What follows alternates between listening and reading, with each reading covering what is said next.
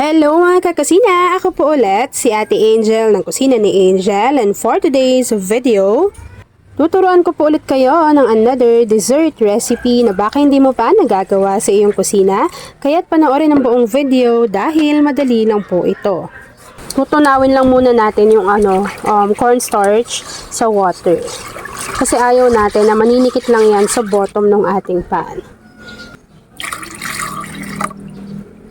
Kapag nailagay na po natin yung ating half cup ng cornstarch, pati yung ating 3 cups of water, haluin lang po muna ulit natin ito. And take note na hindi pa po nakabukas yung ating induction cooker.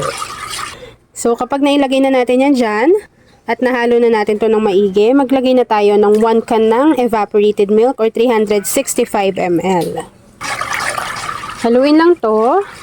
Tapos, maglagay tayo ng isang lata ng condensed milk.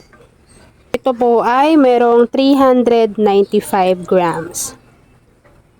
After adding ng ating condensed milk, maglagay lang din ng konting vanilla essence. Haluin lang natin ito ng maigi para ma-dissolve din maigi yung ating condensed milk. Para hindi lang siya namumuo or naninikit dun sa bottom ng ating pan. Pag sigurado na tayo na natunaw ng maigi yung ating cornstarch, buksan lang natin itong ating induction cooker. Tapos lulutuin ko lang yan over medium to low heat. Grabe yung press ko sa pwesto ko today. Habang hinahalo ko yan mga kakusina at hinihintay ko po na makuha yung tamang consistency ng ating mixture, please don't forget to like and follow yung ating Facebook page, Kusina ni Angel. Kung meron ka rin Instagram, paki-follow na rin ako doon, Kusina ni Angel. At kung gusto mong matuto pa ng iba pang mga recipes o kaya naman gusto mong mag-share ng mga niluluto mo everyday, pwede kang sumali sa ating Facebook group. Andyan lang po yan sa ating Facebook page. Follow nyo na rin pala ako sa aking TikTok, Ate Mo Angel. And yes mga kakusina, ako nag-wonder kayo kung malakas ba sa kuryente yung ganyan, mga induction cooker. Hindi naman po siya ganun kalakas. And maganda rin meron kayo niyan, lalo na kapag yung biglaan na mawawalan kayo ng gas sa inyong kusina. Hangin. Yan, so dapat po ganyan lang yung consistency na lulutuin ninyo. Ayan. Para mamaya ay i-assemble pa natin to. Para sa pag-assemble ng ating recipe, gagamit po tayo dito ng Laura's Broas Lady Finger Biscuits. So ako ito yung gagawin ko. So una maglagay muna tayo ng cream na niluto natin. Konti lang muna para dito sa ating microwavable tub. Lagyan muna natin to. Para manikit dito yung ating broas.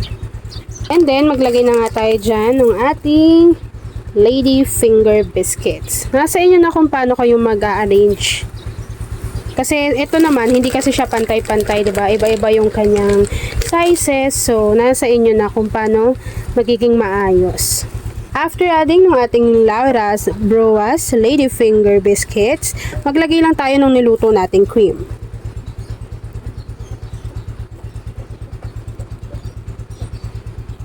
Yan. So, hindi naman dapat marami. Yung tama lang, kasi mamaya ay kakapal pa po yung consistency niyan kapag pinalamig natin.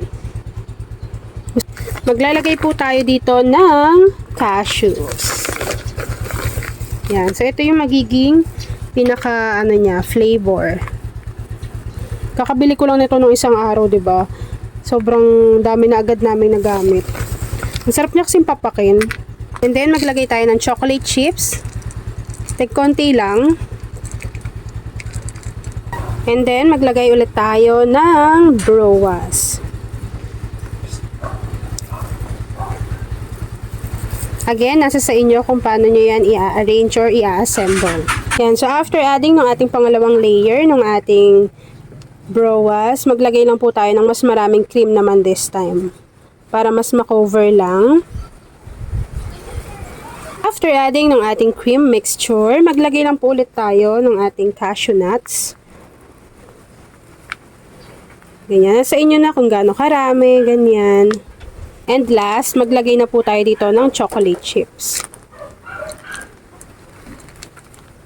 At ayan na nga mga kakusina, kapag nailagay na po natin yung ating cashew, pati yung ating chocolate chips, hintayin lang natin yung mag-firm, mag-set, bago papakita ko na sa inyo kung ano yung natapos nating easy dessert recipe. At ayan na nga mga kakusina, kapag lumamig na po yung ating recipe, pwede na po natin tong i-enjoy. Na mga kakusina, tapos na po ang ating easy na crumble cream cake. Kung nagustuhan mo yung ating video, please like and share this video. At kung hindi ka pa nakapag-subscribe sa ating YouTube channel na Kusina ni Angel, please click subscribe button. Click mo na yung notification bell. Click all para lagi kang updated sa bawat ina-upload kong mga videos. Yan o. Yan lang mga kakasina. Thanks for watching and enjoy this video.